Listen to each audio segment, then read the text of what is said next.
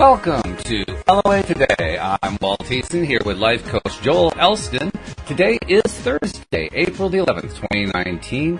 It is 8 a.m. in New York. It's 5 a.m. in Los Angeles. It's 1 p.m. in London, Sydney, Australia. It's actually around 10 p.m. Wherever you are in the world, thank you for joining us for another episode of LOA Today, your daily dose of happy. And I'm happy because Joel's back, and he's just telling me before the show how much he enjoyed his trip to Florida, particularly to Santa Maria Island, where his world-famous bench is located. This has got to be the most famous bench in the entire universe, Joel, don't you think? Well, certainly my universe, Walt, that's for sure. Yeah. No, it's cool. It's great. I love that you go back to that bench every year, too, because having an annualized routine like that, that's pretty much what that is, of returning to kind of like your spiritual roots and your developmental roots. That's a very cool thing you do. I like the fact that you do that. Yeah, I just feel rejuvenated every time I visit. It's nice to have a place you can go. And for the last, for those of our audience or listening that doesn't know that for the last 25 years, basically, I've sort of used that bench. And in the beginning, I didn't even realize it was happening. Then one day I realized, wow, this bench has been sort of a center point for a lot of changes and a lot of decisions. And so I always sort of try to get there 2 or 3 times a year and sit there and just, right now, just really being grateful for all that's happened and see how we go forward with life. And I always have some type of discovery or epiphany and just really enjoy the whole thing. It's amazing. That's cool. I love that you do that. I think that's fabulous. And also, we were talking before we got started here about the script that Alyx and I have been writing for The Grass is Greener, our new audio play that we're putting together. And we got the first draft done. Joel's going to be one of our reviewers. That's why we're talking about it. And I have to tell you, Joel, you were mentioning before the show about how you really respect the skill sets of people who have skill sets that are different from your own, which I totally echo. I understand what you mean. And I now understand it to a greater degree, because I've done writing before. I mean, I haven't done quite as much writing as you have. You write like 4 books or something like that. But I've written a couple books, and I know what kind of work goes into it. Let me tell you, it's that times 3 for script writing. It's unbelievable how hard script writing is. And I'm amazed at it. I was telling my sister that. Of course, she's a scriptwriter. You know, she's been doing this for many years.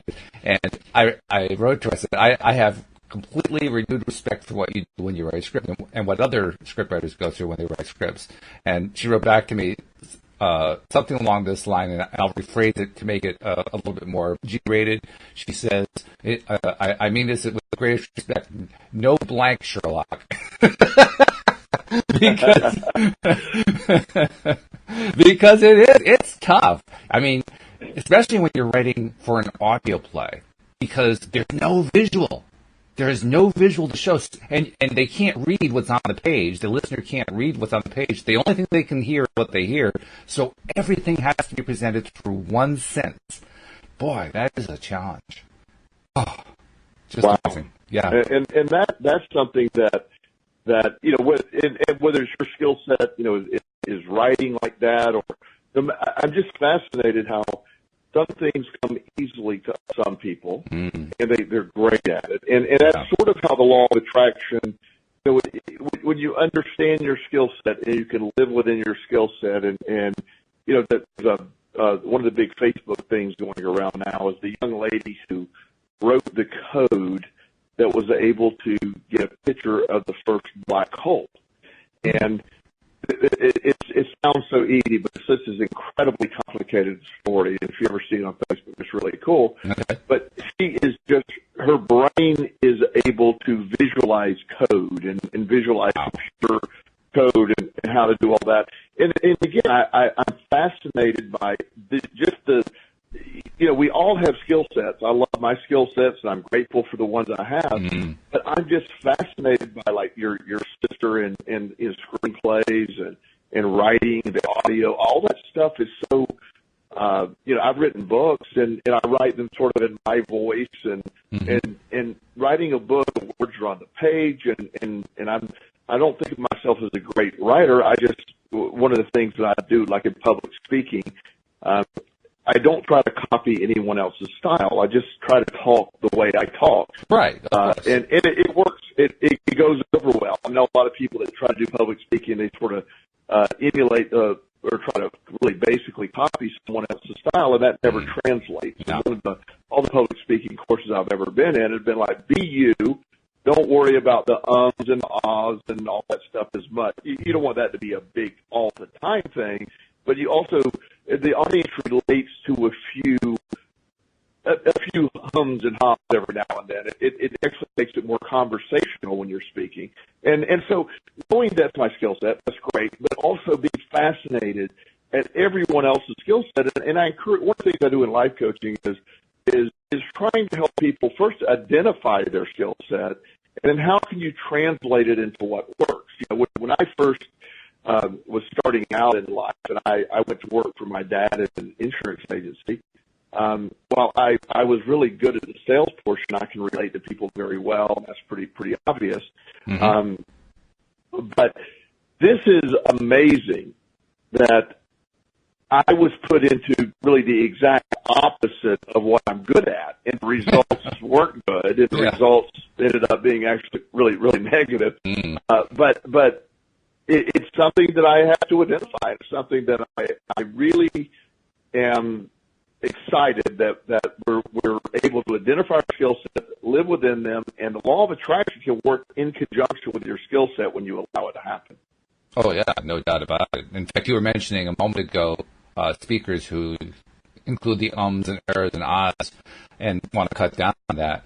Probably the best thing they can do is stop paying attention to the ums and ers and ahs, and they'll cut down on it, because the ones who don't are the ones who build more of them into what they're talking about. It just undermines what their whole goal is. You know, that's law of attraction, right? You focus on stuff and you get more of it. So. Exactly. And you know, we all have our own styles, so it's just when I get up, I need a beginning and I need an end. There are some rules to it. But mm-hmm. I did a couple of trainings, and one of the gentlemen, he trains people for TED Talks. And the biggest thing he can do is he tells people, speak in your voice. Mm. And, well, that sounds obvious. What he means is speak in your style. Right. Speak in a way with your passion, you know, Tony Robbins is an excellent speaker. He's what I'm amazed. I love his message. He's very law of attraction oriented stuff. But not only is he able to do it, this man can do it for 9 hours straight on stage. I find that amazing. It is and amazing. Not lose any energy or message along the way. I love that in him. I love the fact that he has that much passion, that much ability. You know, he loses his voice almost every time he presents. Yeah, right. That's the one thing he does. It shows he puts everything out there every time he does it, so people value. That's why he gets, 1,000 people paying $150 a day to hear him talk. Absolutely. That's pretty good stuff. He's a great guy and with a great message. But mm-hmm. if I try to be, I have a lot of the similar topics in what he did, but my style's different, and it wouldn't work. That's not my skill set. Your sister's skill set, your skill set, and I often work with people who are way out of their skill set, trying to force something that doesn't match their skill set into their life, and that creates this reverse law of attraction stuff. It's not reverse law of attraction, but it gets the negative side because you're trying to force your way into something that doesn't fit where you're at. And absolutely. I just, and that's what there's several psychiatrists. There's all different types of psychiatry and the directions we go. But there's a concept that, and I forget the exact psychiatrist, he doesn't believe that there is very much mental illness or it's not very pervasive. And he doesn't really believe in depression. What he really believes in is you have your world, your skill set, your abilities that you should be operating at. Mm. And when you're stuck operating below that, it's the difference in where you should be and where you are that creates that delusion, as he calls it, of depression. You're not fulfilling your destiny, so it's this unease in life. You're going through life with. Now, I don't adhere to that entirely. There's people with some severe illness and depression can be a real thing for some people. But it's overdiagnosed because people aren't living a fulfilled life. And, that's really important to understand. Being fulfilled and doing and living your passion goes a long way in helping you fulfill the law of attraction, because you're coming from a place of abundance when you're feeling that way. Yes. Yeah, that's true. Interesting you should bring that up, too, about mental illness, because that was a topic Alyx King and I discussed on yesterday morning's show. She's dealt with and continues to deal with a number of issues. She's got, I guess, agoraphobia and anxiety, and she was at one point diagnosed with bipolar and depression and a few other things in there, too. And yesterday's conversation was about how people who are diagnosed with or suffer from mental illness, how what they're dealing with affects other people in their family and their friends and so forth, and it was quite an interesting discussion from that perspective. But she also shared with me at one point in the conversation, well, first of all, the bipolar she'd been diagnosed with, she was diagnosed with it because her father was bipolar. So whoever was doing the diagnosing said, oh, well, if your father's guy, we can just assume you've got it. We'll start medicating you for that. And come to find out later on, she actually was not bipolar, which I kind of get the feeling happens a lot. It seems like there's a whole bunch of emphasis on diagnosing quickly, giving meds, and just being medication dispenser more than anything else. And I know you've talked about that too. I mean, there are certain psychiatrists who are all they're about is just diagnosing with meds, and then there's a smaller group that is much more dedicated to actually helping the human being to heal. That's a fairly common thing, isn't it? Yeah, it is. There's a branch of psychology that has sort of been left behind in the what I call the medical age or the pharmaceutical age, but it's called transpersonal psychology, and it is very much what I believe in, and it's spiritual psychology. It's healing. You know, when you talk. And by the way, my normal disclaimer: this is not medical advice. I'm not a doctor. Right. We're talking theory here, and so if you're being seen by a doctor, it's up to you to make sure you work with your doctor and don't take us as anything other than just a discussion here. But when you look at a lot of this, like bipolar, the general definition of bipolar is often just thought of, well, it's mood swings. You know, it's being happy, being sad. It could be fast, rapid cycling bipolar, or longer periods when in and out of phases of mania and depression. Right. Or there could be a lot of life stuff that happens. There could be, I've talked many times about several of my clients, especially my foster care clients, that have been through incredibly difficult situations early in life and were diagnosed with depression versus, well, sure, they were depressed, but are they clinically depressed or are they situationally depressed? Yeah. I mean, you take a young person removing from his family, his mom dies while he's in foster care, he has nowhere to go, he's lost everything that means anything to him, and then you diagnose him as being depressed and he needs medication. Well, I'm baffled by that concept, and it's something that you as we move forward, we're able to look at. Yes, depression, it serves the body. Being sad, depressed, emotion. The idea that we're always supposed to be happy is not the point of the law of attraction. That's something that I think gets lost a lot. Always being able to respond from a positive perspective, but we're not expected to be robots and automatically be jumping up and down when somebody we love dies or dismiss that. It's not that. Somehow that gets interpreted as that you're looking at the world unrealistically. I think law of attraction is looking at the opposite. We're looking at the world extremely realistically. Stuff happens, and our response to it is how the universe is going to respond. That's very realistic. But it gets lost. I was sitting on the bench. I'll do a little ADD switch on you here. So, oh, okay. Thank you for the heads up, by the way. I appreciate that. Yeah, because you're going to try to track how I got here. There's no logical way that I got to this one. I love it. Letting our audience know that. Okay. But it was early morning before the sun came up. I was sitting on the bench in Florida on Monday morning, and I don't know why this popped into my head, and but I was going to share it today, and I was just not thinking about anything, just generally having a mindfulness moment where I was just trying to, and it was a very clear statement that popped in my head, and I wanted to I thought about it a lot, and the statement was, desire is the resistance. Mm. And I'm like, what does that mean? And I'm like, okay, that's just random, but it was very clear that popped into my head. Mm-hmm. And as I've been sort of discussing with some people and stuff, I think we often think that I need to want it really bad for it to happen.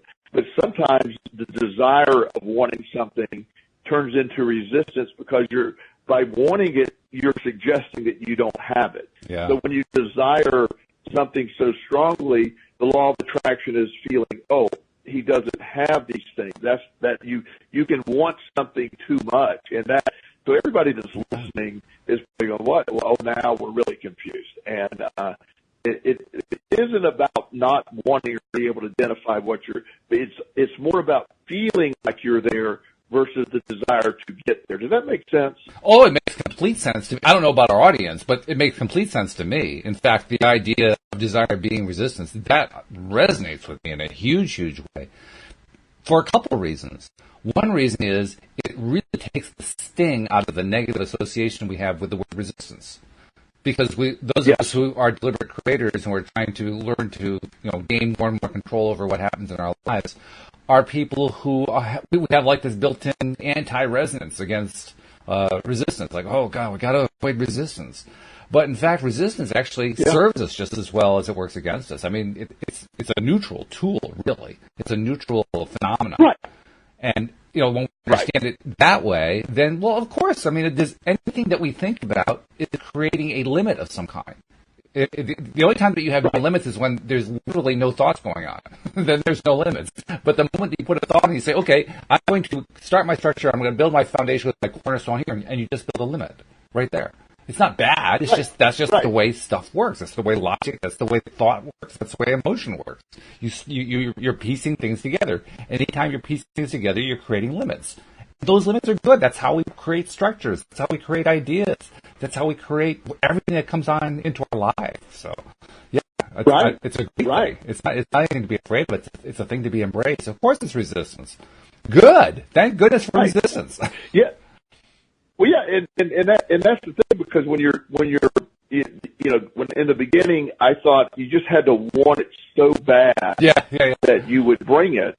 And not realizing that wanting it so bad is actually giving the emotion, the vibration of not having it, versus understanding that you want it so bad you can go to the point of feeling you already have it. If you want it bad enough to understand you already have it, then the law of attraction responds to that. And I hear people trying to implement the law of attraction, and they don't realize that their desperation. I see it most, obviously the two topics we always talk about are money and relationships. That's where almost everybody gets into the law of attraction is one of those two avenues. Most often.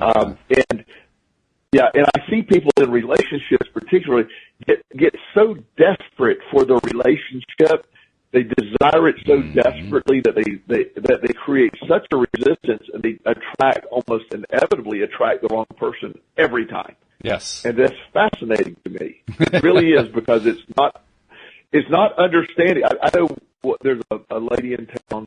I know her from, we have crossed professionally a few times, and she cannot be without a man in her life. I mean, if one man leaves, the next day there's another man. It's just like she has to have a backup. Right. And she was asking me one day, she said, I don't understand why I keep finding the wrong guys. And I just said, I can't understand how you would expect to find the right one the way you're doing it. You're not looking, you're filling the lack that you're feeling about the relationship is going to be continue to feel with the same people that will create the lack. I said, why don't you take 6 months off from having a relationship? Why don't you be without a man for 6 months? Ooh. And she said, She said, "That's ridiculous." I said, "Okay." I said, "There's your answer right there." I said, or keep doing what you're doing. I'm fine either way. I'm just letting you know that Exactly. and that you see that.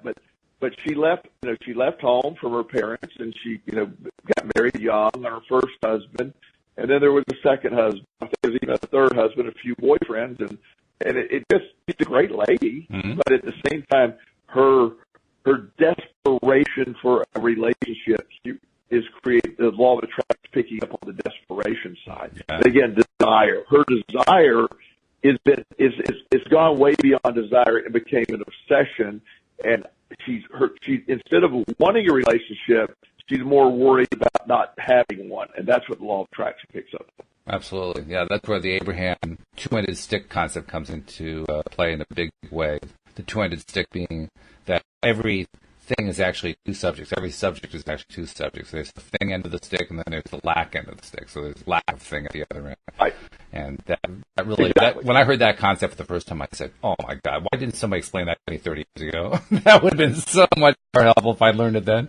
But I did learn it. That was the good part. Yeah. And that's what I was sitting on the bench. I kept, and for that message to be so clear, and while I know that message already, but for that, obviously I was needing to hear that, and I don't know exactly how it applies or where it's at right now, but it was such clarity. That's why I want to share with the audience. It wasn't just a passing moment. It was a very clear message wherever that comes from. It was just. And it was random. I was not asking a question. So right. The answer was delivered with me just in a state of meditation. And the answer was very clear. Desire is the resistance. Remember that. And, it came from where... You know what it means. Yeah, right. It came from what I call your inner Joel or my inner Walt. It came from that inside part of us. That's where it comes from. And those are the cool messages. When you can identify them and get them and realize that's one of those things that I wasn't actually thinking about. It just kind of came to me. Those are cool because those are the ones we want to pay attention to and follow. Well, and that's what my goal, there were many times we were talking about that bench. There's many times I was sitting on that bench I was in desperate states. I was trying to figure out many life problems over the years. When I'm at the bench now, there's none of that going on. I'm just there in a gratitude state. I'm looking for, I'm just looking for those things that are pretty relevant. I'm whatever's there. I'm not looking for an answer that's scary or anything like that. I'm just looking for whatever. I'm not dealing with anything that's a problem now. And so I love this feeling of being able to instead of me asking for a certain message, you deliver the message that I need, and I don't even know that I need it. Mm-hmm. That's the beauty part of it. I could be more open to that. Yeah, that's nice. That's a good place to be in. Because when you're in that place, you're open to all kinds of cool stuff coming in. That's a good thing. Yeah. Something else that came out of my conversation with Alyx yesterday, we were talking, I think this is actually after the program, we were talking about some of the stuff that she deals with. She has a lot of stuff that she deals with.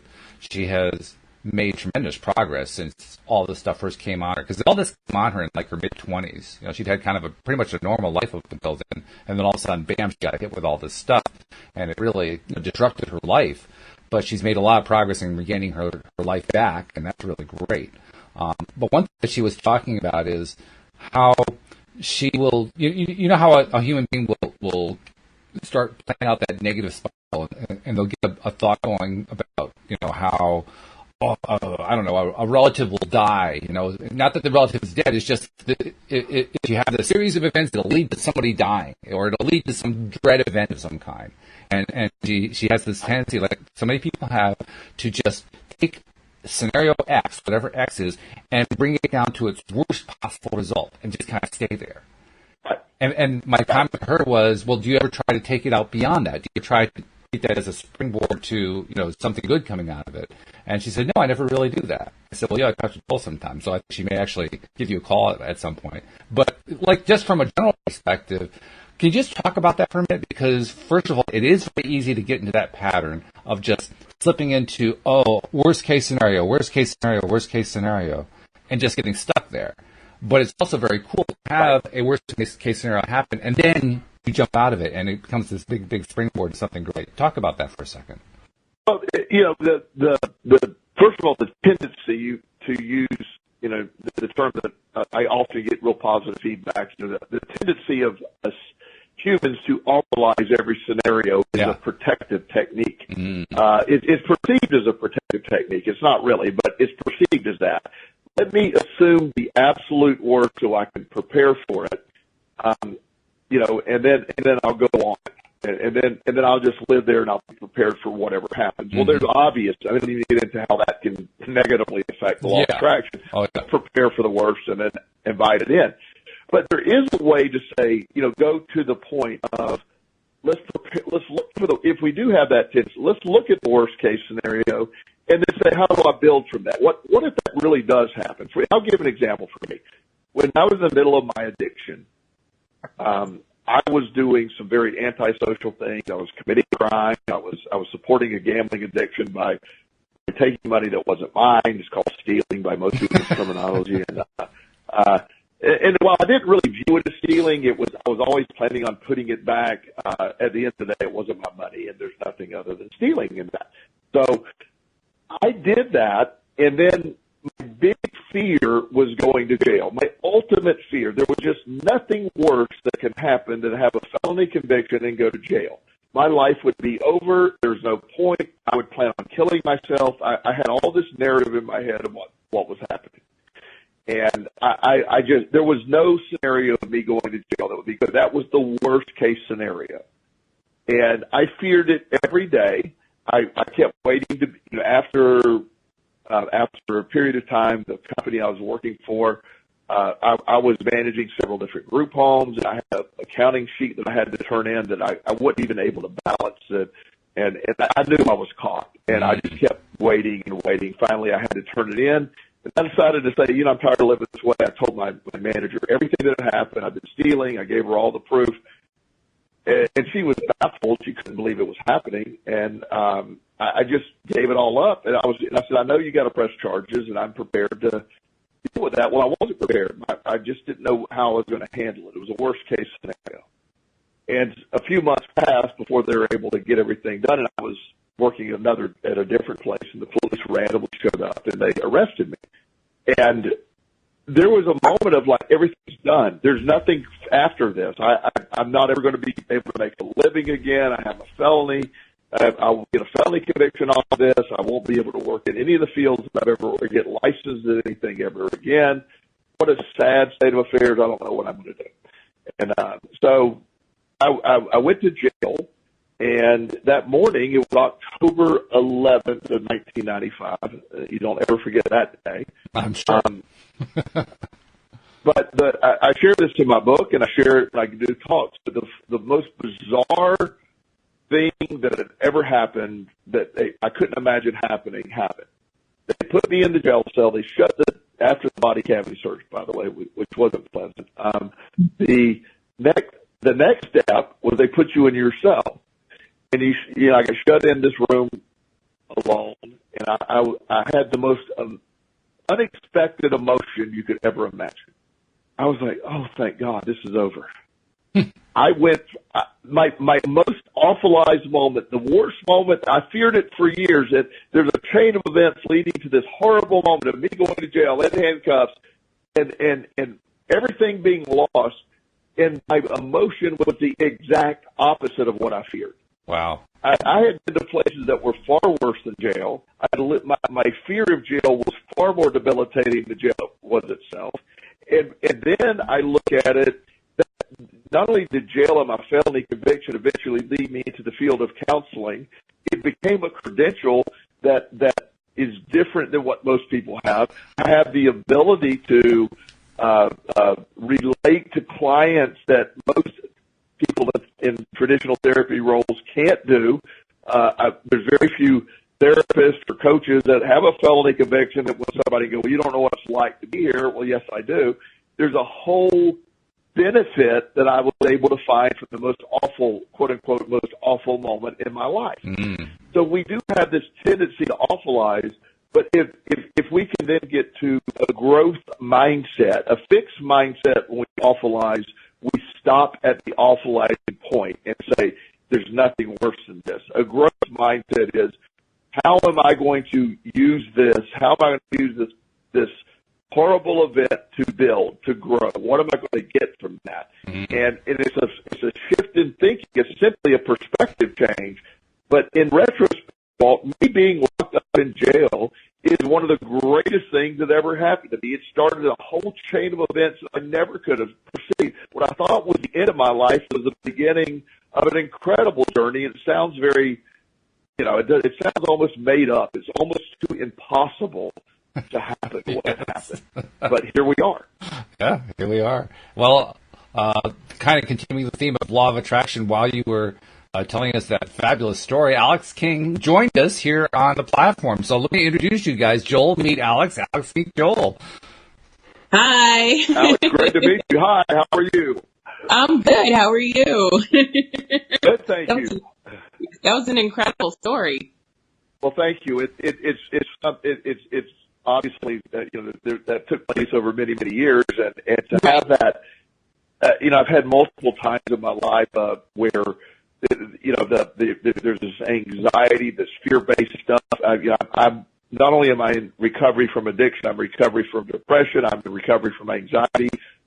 It is something that I learned how to use the momentum of the negativity to just rebound. The alkalizing effect eventually led to a rebound, and the 5 worst days of my life eventually become the 5 most pivotal turning points of my life that I don't necessarily view them as traumas anymore. I view them as platforms for change, and all that. My perspective in charge of all of that. It's pretty cool. I was telling him how we had the conversation yesterday also about how mental illness affects family members and how it affects friendships. And yes. I didn't get into detail about what we talked about yesterday, but you were talking yesterday about how your father's bipolar and other issues that affected you and your siblings and your mom and all that kind of thing. So I'm going to go back to Joel on that one. Talk a little bit about how this stuff affects other people in the lives of those who experience these debilitating circumstances. Well, I have my biological grandfather was an alcoholic who committed suicide. My biological father was a compulsive gambler who committed suicide. I have if I do a basic test, a psychological test, or one of these life tests, like looking at genetics, what's the most likely way I will die? It's suicide. I mean, suicide is the cause of death. I'm not trying to make light of that because it sounds like I'm joking, but it's something that runs in my family. That mental illness runs in my family. And the idea why there can be genetic components to this, there's a different, genetics suggests that DNA it can't be changed. Well, there's also a term called epigenetics where DNA cannot necessarily, it isn't necessarily just what it is. So the idea that, there's almost a bias when you go see someone, a doctor, and say, well, your father or mother has depression or schizophrenia or any other, clearly, it's almost you give them a bias toward, yep, you're because your father was bipolar, you're bipolar. And what sends us down the path of that is if you, I don't know if I'll tell a quick story, Alyx, about it. It's more of a physical condition, but I have a friend several years ago, or 3 or 4 years ago, super fit guy, he's in his mid-40s, known him for years, lives in Florida. And I got a call from his wife, and we used to work out together. He got a call from his wife, said, "You really need to come see Steve." He was shockingly diagnosed with liver cancer yesterday. Mm-hmm. I was blown away by that. I was like, first of all, I didn't believe it. I went, I don't believe that. And she goes, "No, it's real." She said, "We're going to see the oncologist next week." So I adjusted my schedule, went down to see him. And I could not believe what I saw, Alyx. This was one of the most healthy, fit people you've ever seen. He was gray. He had lost, I have to forget the number, but it was like 17 pounds in a week. Wow. He was literally dying. So I saw him on a Friday. I couldn't believe it. I said, "Are you eating or going to the gym?" And he goes, "No, I'm just too tired and exhausted. I can't." Mm-hmm. So his appointment was on Monday. And so I waited all day to hear from them, and they were in in there all day, and I was expecting the worst. Like, what do they do? Rush him into surgery? I didn't know what they were doing. And he called me, and he said it was very weird. They kept doing tests, and he didn't know why they were doing tests.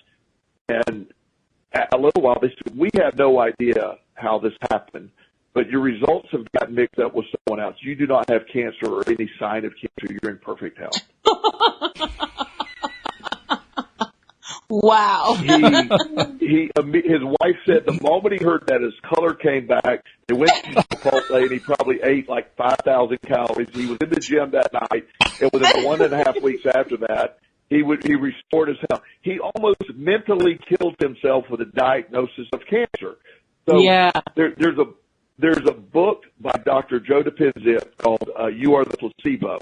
And it is this concept that we mentally do a lot. And so when you have a doctor tell you, I'm not speaking to your case directly, but when you hear someone say, "Oh, you're bipolar," and it's based on the fact that your dad was maybe bipolar or maybe not, but it's not our job to diagnose him. But it automatically, psychiatry, they cheat by saying, "Oh, your father's bipolar, your up and down moods are clearly bipolar diagnosis," and they'll even medicate you for something that you don't even have based on circumstantial evidence, and then you start living as a bipolar person, and that was never you in the first place. Right. That's exactly what happened to me. Well, partially, because I never believed I was bipolar because I'd seen it firsthand, so I was like, nah, I don't know. I was like, I'll take your medication, but I don't know about this diagnosis. And I'm glad, and again, we always do our disclaimers, and you obviously need to listen to your doctor. But I when I used to run group homes, I had these kids in the group home, and there were 3 doctors that we used, and this is how bizarre the system is. I had one doctor that everybody was bipolar. Oh, No matter who went to see him, he so, and then another one believed that everybody was depressed, and another one believed that everybody was schizophrenic. Jeez. And so what we did was, this is true, we had the staff observe the kids for a couple weeks before they had their appointment, and we would make an appointment with a doctor that best fit which diagnosis we thought it was real.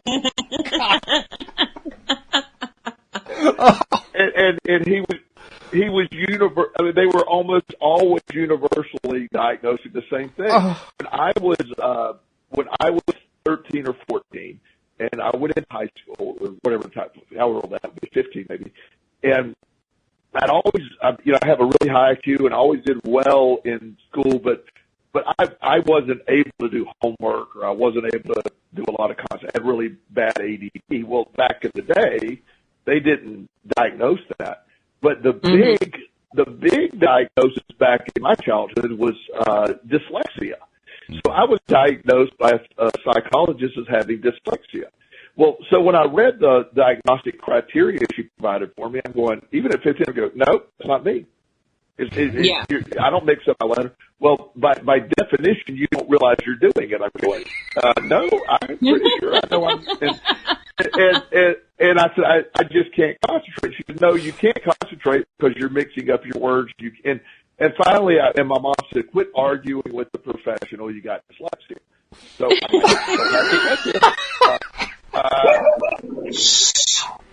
now I didn't know what I had. It wasn't any damn dyslexia. It was fact. I mean, it wasn't going to be dyslexia.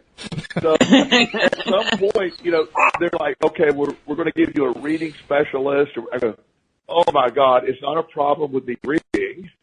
It's the fact I cannot sit there and, understand it. And I can read it, I understand the words, but if I don't have interest in it, I can't focus on it. I'm visualizing squirrels running in circles when I'm reading about Julius Caesar and boring stuff like that. And so, as time went on, I realized I got into, but I started accepting this diagnosis of dyslexia. Not that, I more than the diagnosis of dyslexia, I just said, well, because part of that, they said, well, he's dyslexic and he's intellectually lazy. He doesn't want to learn. He doesn't he's just being defiant. I started being, I am defiant. I'm just, and so I went from all A's in middle school or all A's and B's, and to B's and D's, and not really participating in high school. I went through a situational depression. I started just to not believe in myself, because I was told all of these things. And the only reason I tell this long story is this is an example of how misdiagnosis, or how we can get into these, the sort of the diagnosis of the day. It's like every 5-year-old, by definition, especially 5-year-old boys, by definition, are ADHD. That's 5-year-old boys. That diagnosis is 5-year-old boys. You should not be putting Ritalin in 5-year-old boys, because they're not meant to sit still. That's their little brains computing and programming. They need to go touch it. They need to talk about it. They need to break it. They need to look at it. And that's how they learn. But not understanding that and saying, well, he can't focus. Well, those are the diagnoses that we get out there. So the problem with diagnosis is we then start to hear that my friend diagnosed with cancer could have died, not from cancer, but the diagnosis of cancer. And that is hard to me. That's crazy. Yeah. It is crazy. It really is. So, yeah. And so we talked a lot about that kind of stuff, but being able to pivot from, there's a growth mindset and there's a fixed mindset. The growth mindset is always about, no matter what happens, I'm going to pivot from it. I'm going to grow. I'm going to learn. Versus this happened to me, and I'm sort of a victim of it. Angelina Jolie had both of her breasts removed because she had genetics that said she possibly could get breast cancer. She made a decision based on what was right for her. Well, right. The idea. There's these genetic tests you can do, and the genetic test will tell you what you have a propensity to, a disease. Oh, you have a propensity for this cancer or this disease. Well, I don't want that in my wheelhouse. I don't want to put that into the law of attraction field of that. It's just not even something I want to entertain. I don't want that test done. I don't want to know about that stuff. Because I'm in perfect health. I'm on no medications.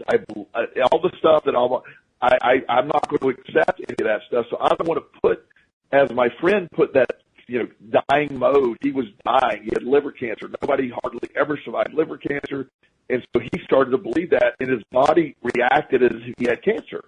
And you also see the other side of it where, no, I don't have that. I'm not going to accept that. And the law of attraction will respond.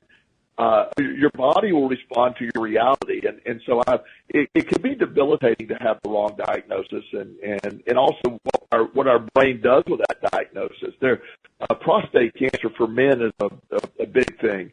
And they do a test called a PSA test. They measure this enzyme in your body. Well, there's a medical push to do away with that test entirely. Because it's inaccurate. Men, at the age, they have that PSA naturally raises. So what happens is they're finding, your PSA is high, so you may have prostate cancer. Well, there's two factors here. A lot of prostate cancers grow slowly over 3 decades. I mean, you don't need to address every one of them. Some of them are super slow growing, and they will not kill you. And the other is the invasive act of having to do the biopsy and potentially remove the prostate, which is one of the other issues. So there's a big push that it isn't really changing anything by knowing that. It's you're over-diagnosing and you're over-treating because of this. And they're giving a lot more credibility to the fact that the mental damage done by suggesting somebody PSA is high is worse than the few cancers it does sort of weed out. And that's, the medical field's looking at that kind of stuff. There's more value to that now, and it's really important we look at that, and what you believe is your reality. And when you put something into your belief system, that becomes your reality. And if I'm a loser, I'm a loser. When I was a loser, I was a loser. When I was lazy, I was lazy. And these are things people told me that I brought into reality. Mm-hmm. It's so easy to do, isn't it? To bring this stuff into reality and not even realize that we're doing it. I mean, it seems like we are responding to what's happening rather than creating what's happening when we're in those places. Right. That's so true. That creation piece that since we're deliberate creators, and when somebody gives you something that doesn't match what you're trying to create, that can interfere with what you're trying to create. And we as humans in a protective mode do have this ability to almost to automatic default situation to say, well, what's the worst thing that can happen here? I told this story a few weeks ago to Walt. I have this really cool thing I get from the post office every day. They send me a picture of the mail that I'm getting every day. You sign up for it. It's really cool. And so I see the envelopes I'm getting, and it's something that it helps me. Like if I bill some of my clients, and if the check's supposed to be here today, I see it, so I know to get the mail early or whatever.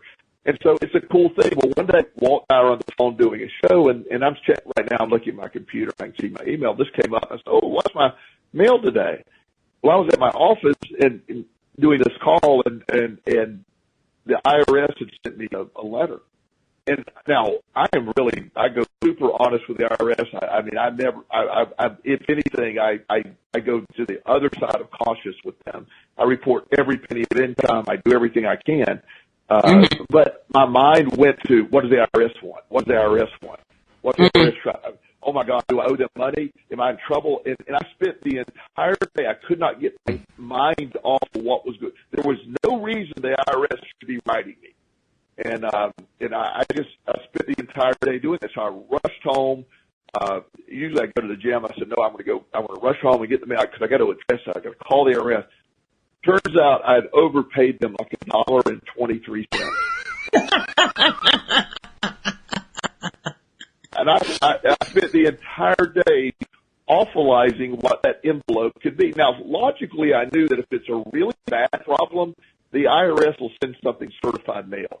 They won't just send you a normal envelope. So I knew all that, but I still spent the entire day worrying about all that. And those are the things that I still, even though I've come so far in those areas, especially if I'm caught off guard, if I'm anticipating something, I'm like, oh my gosh, I can sit there and awfulize everything, and I work hard on not doing that. But it's hard to pull away from that. I'm so much better than I used to be. But it is something that we do have a tendency as humans to do. And, of course, the law of attraction. Now, in this case, it didn't create any more problems, but it would have stayed in that vibration or that negative, awfulized state, and then other negative things are going to come about. And it's such an important factor when we look at all this to really understand this process and how it unfolds. I'm thinking about that. $1.23 that you worried about for 8 hours, that means you were worrying at a rate of 15 cents an hour. I mean, what a great rate that is, 15 cents an hour. Well, yeah, and that's so not me. And all the stuff that worst case scenario, no matter what the IRS throws at me, I'm fine. I deal with the IRS on behalf of my clients a lot. A lot of my clients get into severe problems. I'll often do joint phone calls. They're an incredible. They have such a negative reputation, but they work very well with people. They work out payment plans. They have a thing called offer and compromise for people that can't pay, and they can literally erase a bunch of your debt. So there's a ton of stuff they can do for you. And I've never had them be mean when I'm on the phone. So my fear was totally irrational, but it was just. It's just a base mindset that we revert back to, and that's how we find, and that's the unintentional attraction we put into our life. And I'm using these example, but it can happen in any area. Or you can overthink, well, what does this person mean by that? Or I haven't heard back from a text from my friend, so obviously my friend's mad at me or dead. One of the two things, and a million other things, all those things. But we have that tendency to say, well, what's wrong here? And it's something that you don't, you just don't have control over until you learn to deal with it and you learn to have control. That's the big key. How do you learn that? Good question. It's like anything else. It's about practicing it and using logic, sort of a cognitive behavioral approach where you logically sit there and say, okay, this isn't serving me. And not only is it not serving me, it's detrimental to me. So I have the ability to, most of the time, obviously not on the IRS day, but most of the time, I have the ability to sit there and logically process this and, say, what am I going to do with this, or what does this mean? I don't have an answer, and the only thing I can control is my perspective or my attitude toward it. I can't control someone else's behavior. I have no control over what was in that IRS envelope. I have no control over my son's behavior. I have no control over what other my clients do. I can only control my perspective of those things. So when I give up control or belief of control in those areas, it becomes easier, because it's a lot easier just to deal with what is in my control.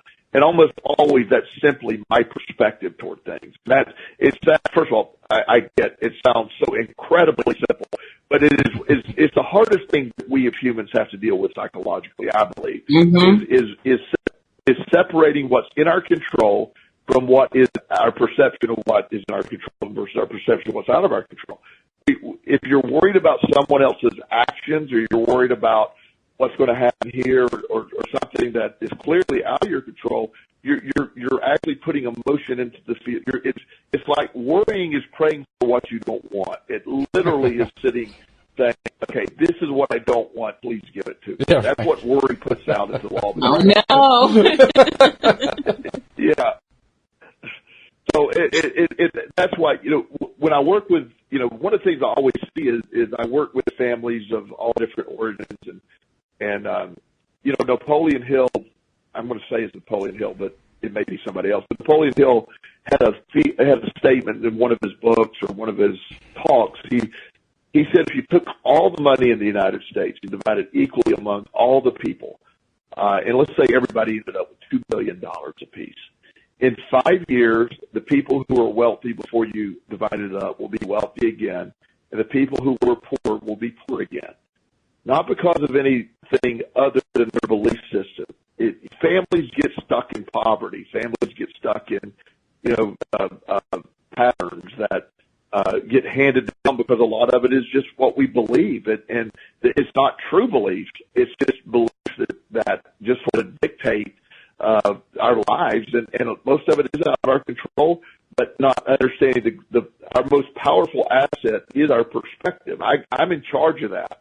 If I get to choose today, I get to decide am I happy today. No one else gets to decide that for me. Events can't make me happy. That's a big something that, other things can't. Now, it can't be great things that happen in life, but if my happiness is dependent on another human or another event, I'm not truly happy. Mm-hmm. Yeah, that's pretty big stuff. We talked about, Walt and I talked about that a lot. And that's where most people get with the law of attraction. Messed up is they're wanting it. I want it so bad. Desire is I want it so desperately that I'm actually signaling that I don't have it, and I'm really signaling a lack versus living like I'm there. Early in my addiction recovery, I actually had somebody that they weren't a law of attraction person, but what they said made a lot of sense at the time, and it worked. And I now see the law of attraction. They said, "Why don't you act as if you're a normal, responsible human being?" And I'm like, "Okay, well, that's an idea." Because I was anything but in the middle of my addiction. Well, and I started to act like I wasn't. Sure enough, in the first 6 months of my addiction recovery, that's true. I didn't believe, I thought I was faking it. I really did. I said, well, I don't believe any of this crap, but I know I can't, I'm facing jail for the stuff I've done. I have to fake this. I have to, so I didn't gamble. I changed a lot of my patterns. I worked a lot of, worked several jobs, and I built my way up. Well, 6 months into it, I'm going, yeah, I'm faking it. I go, well, yeah, I'm faking it, but I haven't gambled in 6 months, and my life's getting better. And I'm like, wow. So it didn't matter if I was acting as if, and that advice was amazing. And so act as if, I don't have control over what other people do, which is the truth. But letting go of that, I can't spend an ounce of energy worrying about someone else's behavior or their response. I'm going to have to respond if the behavior affects me, but I'm not in control of their behavior, or fear that this is going to happen this way, or that anxiety is an epidemic in today's world because we have access to we see what everybody else is doing. We're not fulfilled.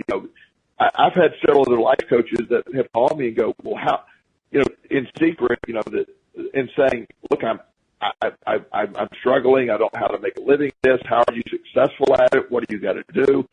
And it living in lack of abundance, and they don't understand. They're preaching abundance, but yet they're fear based, and that doesn't work. I mean, because the law of attraction responds to the real emotion, not to the actual thought. The thoughts are irrelevant. The emotion is what law of attraction responds to. Mm-hmm. What is it that you think is the difference between the person who is dealing with a difficult circumstance and bounces out of it? It becomes a springboard. Like when you told the story about how you got thrown in prison and all of a sudden you had a completely different reaction from what you expected, versus somebody who ends up in a similar kind of circumstance and they end up staying there. Why is it that in one case one person springboards out and the other person just kind of stays there? Well, the difference, I mentioned the term growth mindset and a fixed mindset, is one has a fixed mindset where you accept the awfulized version of what just happened. There's a growth mindset that says, this is going to propel me to great things. I'm going to use this as a springboard. The resilience factor versus a fixed mindset. The resilience factor exists in a growth mindset. There's a big push in trauma. One of the things, the example we've used before, and I'll tell this quickly, World War II, our country was attacked. Our men and women responded in an incredible way. We literally built up a huge arsenal and went abroad and just kicked butt. We defeated it. I mean, we were huge in defeat of the evil that was attacking, and we did huge fact. Now, atrocities took place. People died. Young men standing by their best friends saw their head. But the perspective of it, we had no choice but to go to war. Fast forward several years, Vietnam happens. That was a war that most people thought we shouldn't be there. When the people came back, the people that fought the war, we were really a proxy war for somebody else, and a lot of people were spit on. They were treated with great disrespect, mm-hmm. And a lot of the Vietnam people had developed post-traumatic stress syndrome from all the atrocities they'd seen in war. Mm-hmm. The same atrocities in World War II existed, but the perception of why we were there was different. One was perceived as a waste of time, and we were really killing babies, versus the other was we were saving our country. The same war, the same type of events took place, a perspective of why we did it. When we look at it, there's a growth mindset of, I am resilient, and this has happened for a reason. The 5 worst things to me, 5 of the 6 worst things that ever happened in my life, turned out to be incredible growth mindsets for me and moved forward. I made a decision to make jail a growth mindset. I made a decision to make a felony conviction a credential. I did that decision. We're in charge of that. Unfortunately, there's a narrative out there that sort of leads us to believe we're in charge of those things. You're a victim of. The victimhood is what kills us. Yeah. Boy, that's really true. We always like to end on a positive note. We've got a minute left, so I'm going to ask you to answer this in 30 seconds if you can. What's the way out of that? Good luck with that. What's the way out of that? Because you just painted a terrific mess. How do we get out? Well, again, your perspective, you're in charge of that. You get to decide how something affects you. The stuff that's in your control, go control it. The stuff that's not in your control, let go of it and live that. We weren't sit here, the old saying, the old statement, a ship is safest in a harbor, but that's not what ships are made for. Mm-hmm. We weren't sit here to not be battered. Life is going to kick our butts, and those butt kickings propel us where we need to go. I'm grateful for all that has happened to me, good, bad, and ugly, because it made me the man I am today. I'm a better person because of what happened in my life and how I responded to it. So it's just you have control of that. It's sort of like Dorothy. All she had to do was click her heels together and be home. You're in charge of it. It's that simple. Your perspective dictates these outcomes. And when you learn you have control of your perspective, you have the ultimate superpower. Perspective is the ultimate superpower. Well, this has been quite the discussion, and thank you for sharing those. I love the stories that you were telling there. Some of them I've heard before. Some of them were new. Me too. They were really, really good. So thank you. And Alyx, thanks for jumping in. That was great to see you when you came onto the platform there. So no problem. It was a wonderful thing. Thank you also. Yeah, it's good to talk to you guys. To meet you. Alrighty. Nice to meet you too, Joel. And thank you to our live listeners. Thank you to our podcast listeners as well. And we'll see you all next time here on LOA Today. Goodbye, everybody.